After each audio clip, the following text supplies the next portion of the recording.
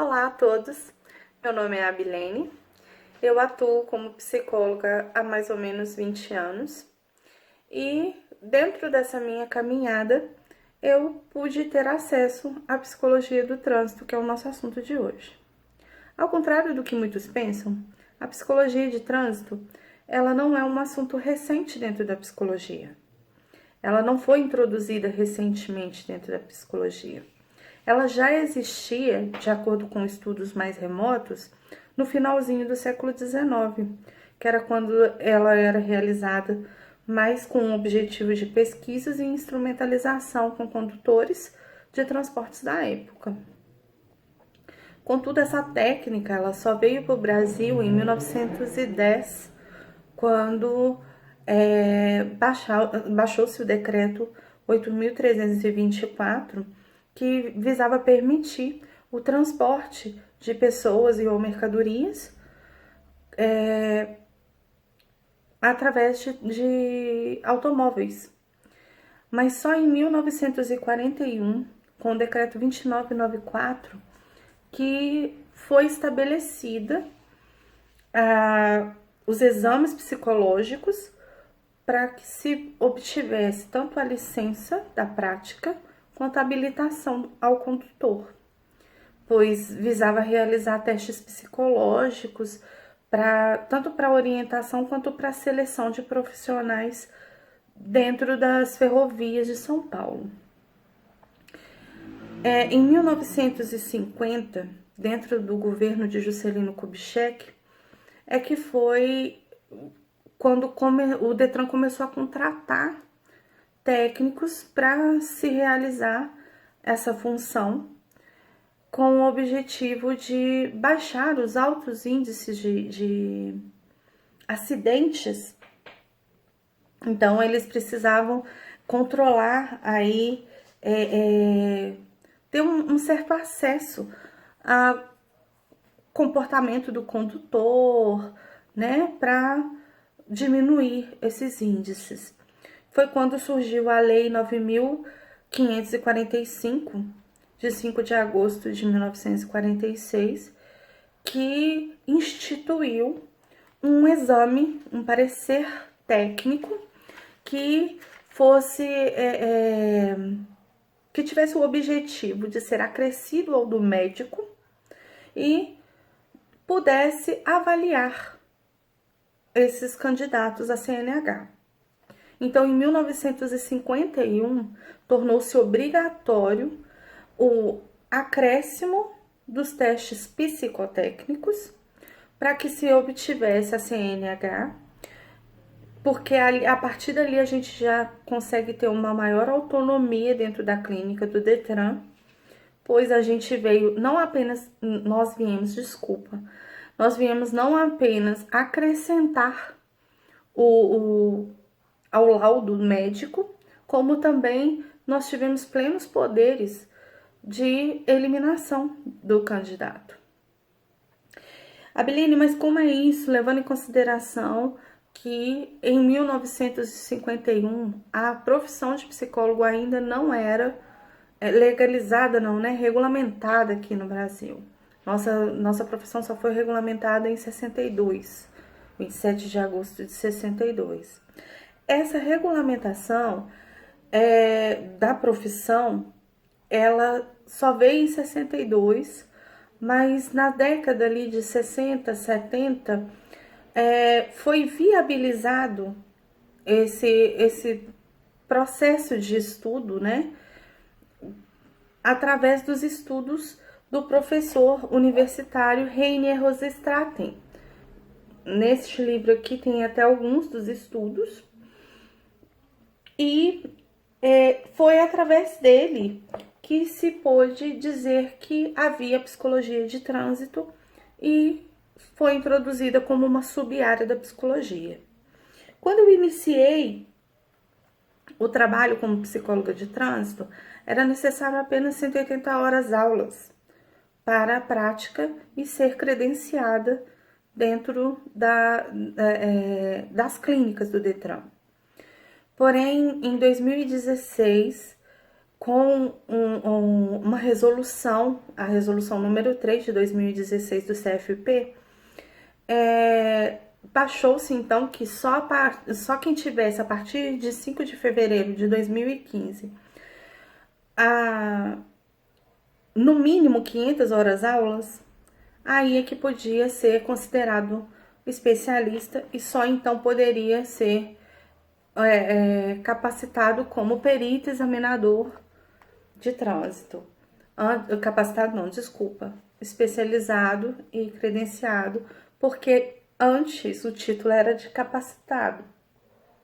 Ou seja, 180 horas aulas eram capacitados. Mas depois dessa resolução, nós não podemos mais atender com 180 horas aulas, só quem tivesse no mínimo 500 horas aulas, pois foram acrescentadas novas matérias, né? E dentre as matérias que já existiam, houve um encorpar, né? Foram acrescidas aí mais horas aulas para que se aprofundasse mais a respeito e se especializasse melhor.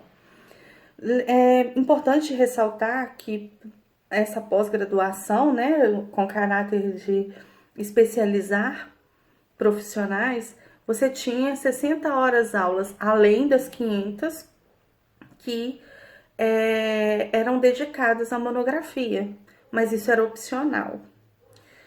Então, o que eu posso dizer é que quando houve esse início do meu trabalho, né, na área, eu posso dizer que sim, foi muito rentável.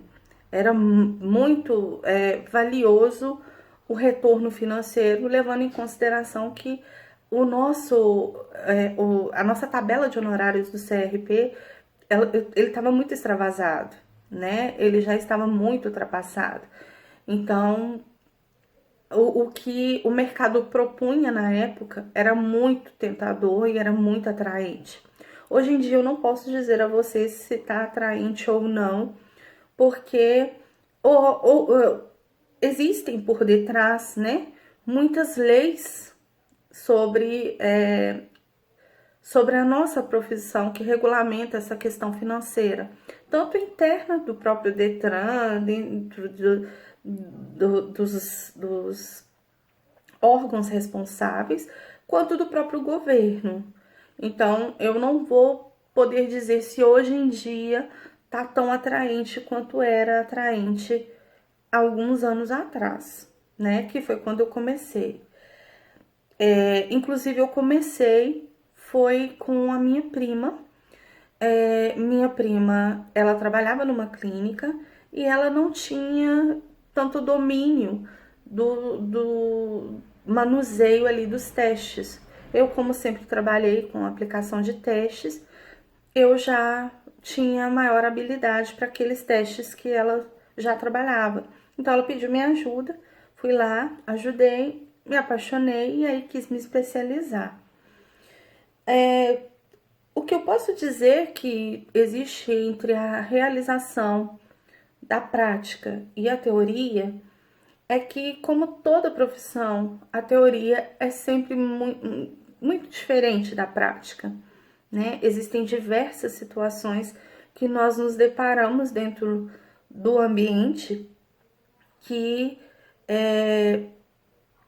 eu acredito que nós profissionais devamos estar muito mais preparados para driblar aquela situação, para proporcionar ao candidato um ambiente mais ameno, porque normalmente esses candidatos eles já vêm com muitos preconceitos. Ah, se eu não passar, então é porque eu sou doido. Então, eles sempre têm um quê? Eles não têm tanto medo do exame médico quanto eles têm do psicotécnico. Então, eles já chegam muito nervosos, muito ansiosos.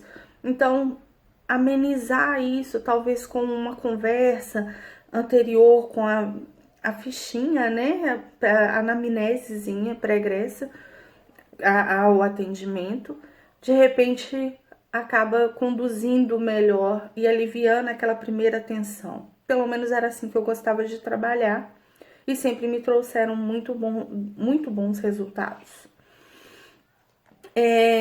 Com relação a isso também, é bom falar que a avaliação, ela é crucial nesse momento. Por quê?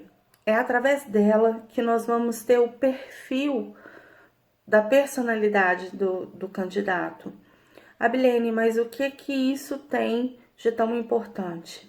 É ali que você vai ver se aquele candidato, ele tem condições de realizar uma boa atividade dentro do trânsito, tanto como pedestre, como quanto condutor.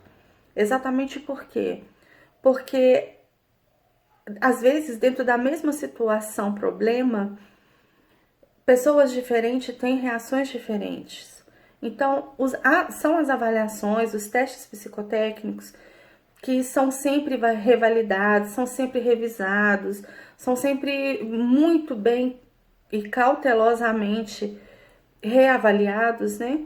Que vai nos dar o limiar, tanto baixo quanto alto, do que se considera tolerável dentro da liberação da CNH. Então, o que acontece?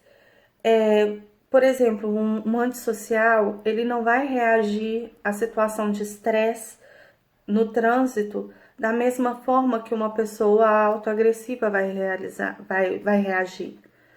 Então, dentro dessas situações, eu posso dizer que os fatores que influenciam o comportamento não são apenas emocionais, mas são de caráter de personalidade.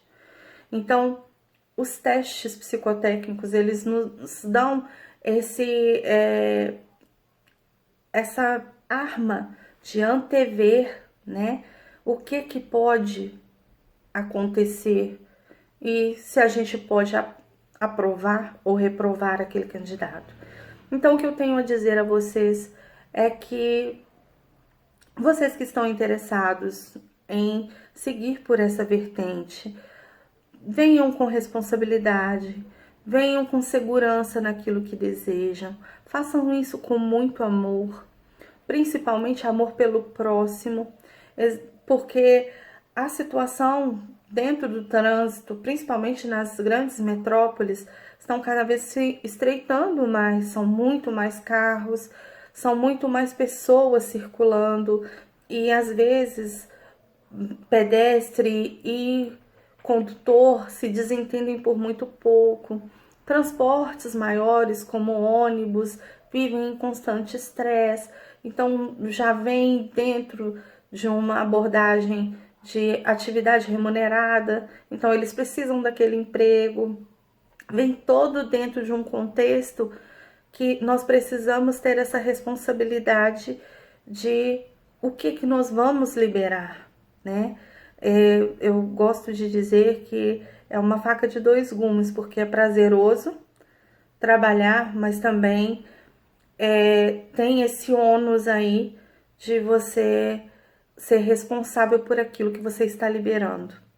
Então, esse limiar que nós possuímos do que liberar imposto pelo Detran, a gente tem que tomar muito cuidado para não estar muito próximo nem de uma extremidade nem outra para liberar esse candidato. Então, eu acredito que é muito importante essa autoconsciência. Então, venham que vocês vão se sentir bastante realizados. É muito interessante trabalhar com isso, é muito gratificante trabalhar.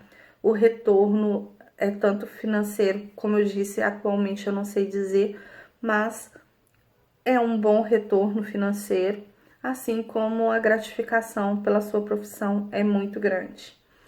Qualquer coisa que precisar, vocês podem entrar em contato comigo ou pelo Instagram, @abilenejc.psico, ou pelo telefone 31 99201 1630, tá bom? De resto, um grande abraço e façam um bom trabalho.